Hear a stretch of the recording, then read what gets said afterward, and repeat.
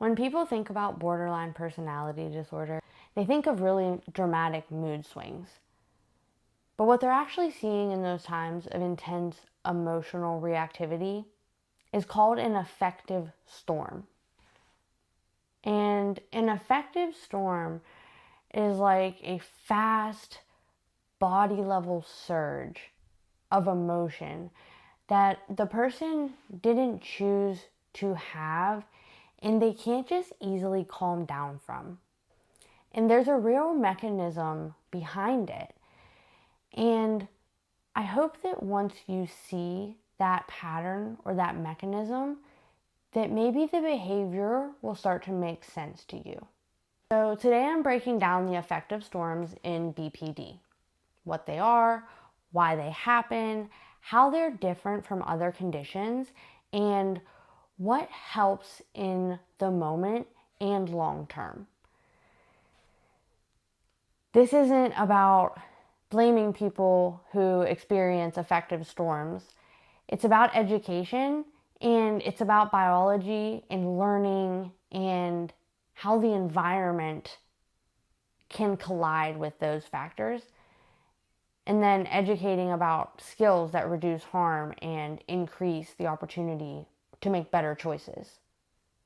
The biosocial model is the why. And the biosocial model basically states that some people are just born emotionally sensitive, right?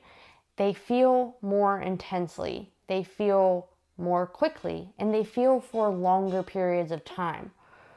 When that sensitivity develops inside invalidating environments where that person is ignored, mocked, punished, or escalated or amplified in chaotic ways, the person doesn't learn stable regulation. They don't learn how to balance their emotions appropriately.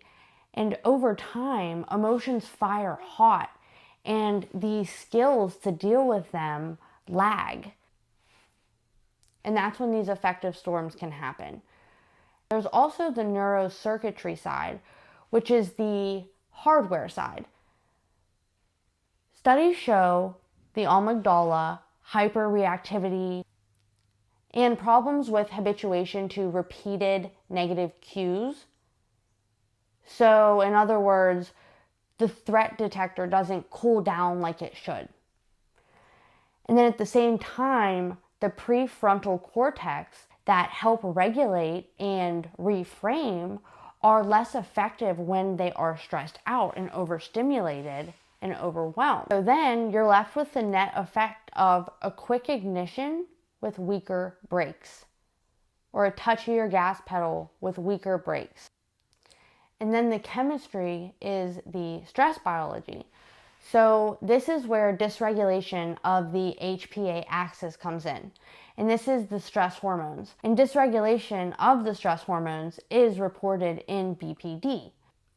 Findings vary, but many studies suggest altered baseline and reactivity, helping explain why storms feel body level and hard to just shake off. There's also the social threat lens. Many people with BPD show heightened sensitivity to social rejection and even small critique. Even very neutral cues can feel intimidating or dangerous, which primes the body for anger or fear.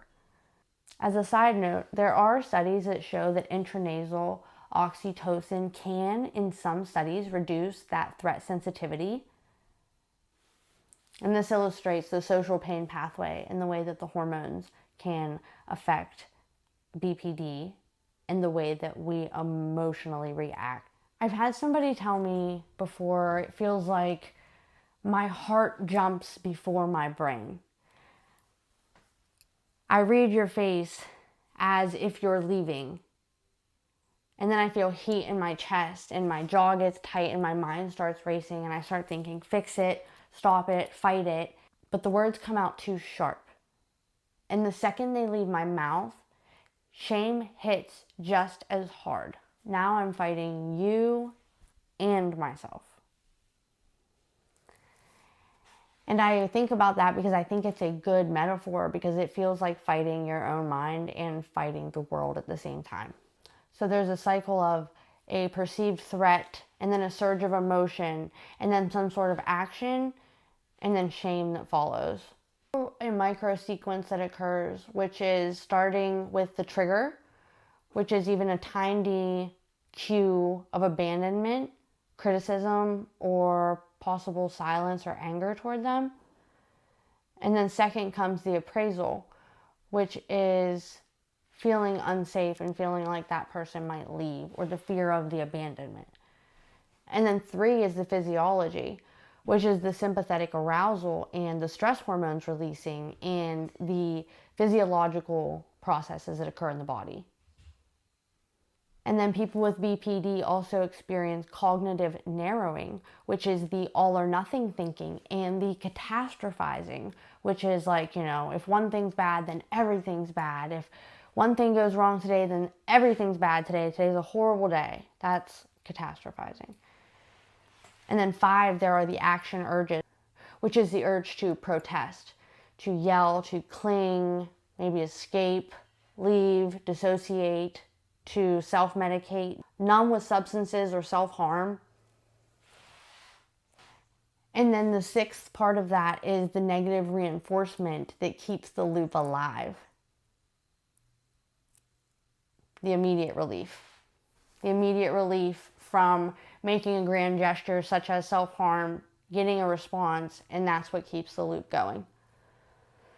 So this is a learning loop, not a moral failing like we talk about. Breaking the cycle and breaking the loop takes skills and often help from therapy to understand why you do it and to get out of those cycles. So how are affective storms different from lookalikes?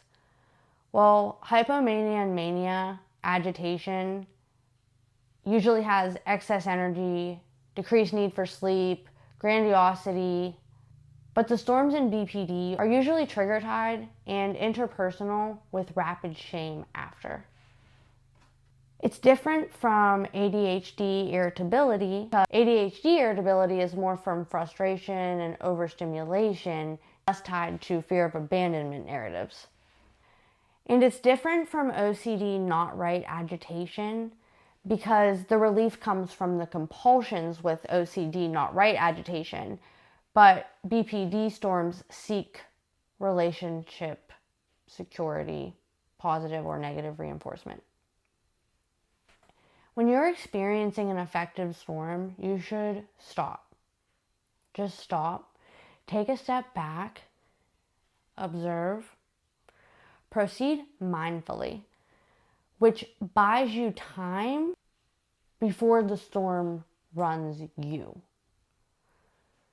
And then there's TIPP, which is a technique that's temperature, which is cold water or ice, intense exercise for 60 to 90 seconds, paced breathing, paired with muscle relaxation. So basically it's like physiology first, logic later. And then there's self-validation techniques. So name your pain without judgment. Say to yourself, this feels like abandonment, but I'm safe right now. And then remember your anchors. So leave the room for 2 minutes and then rejoin again later. DBT skills have the strongest evidence base for reducing harm, ER visits, and emotional dysregulation. So debrief your chain. DBT chain analysis, vulnerability factors, sleep, hunger, hormones, prompting event, links, consequences. When you have to repair something, a repair script example would be, I got scared and reacted. I'm working on pausing sooner. Here's what I'll try next time. So taking accountability for the storm is important, where you can take accountability, which is called accurate responsibility. So accountability for behavior and compassion for the physiology you didn't choose. There's also MBT, which is mentalization-based therapy, which is supposed to strengthen the capacity to hold minds of self and other during stress. RCTs show reduction in self-harm and in the use of services such as the ER and suicide hotlines and things like that. There's also transference-focused therapy, which targets identity diffusion and splitting. Trials have shown improvement in BPD symptoms and fewer suicide attempts. There's also schema therapy, which modifies deep schemas. So the ideas about abandonment and mistrust and fear of critique. So large randomized controlled studies show symptom reduction and retention advantages. There is no medication that cures BPD, right? Meds can target specific symptoms or comorbidities like SSRIs for the depression aspect and the anxiety, low-dose antipsychotics for the depression and the anxiety, and they can be used short-term for severe impulsivity and agitation, and then mood stabilizers sometimes for affectability and for agitation as well. But psychotherapy is still the core treatment. It's the gold standard. The appropriate therapy is essential in combination if you're going to use medication. Most guidelines advise avoiding benzodiazepines due to disinhibition, dependence, and suicide risk in BPD. So that's because of the risk of overdose, basically, and the risk of self-medication and combining illicit substances or alcohol with prescribed medication that can suppress respiratory function. Like benzodiazepines and alcohol can cause seizures and respiratory depression to the point of hypoxia and cardiac arrest. So, in closing, affective storms are learned and they are biological and very changeable. If you've lived them, you're not dramatic, you're not beyond repair.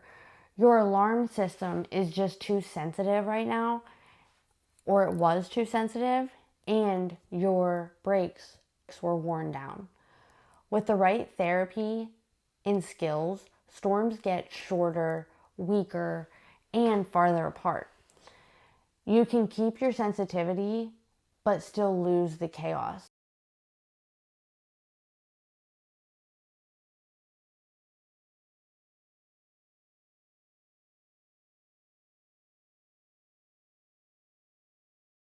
I'll see you next time. Bye.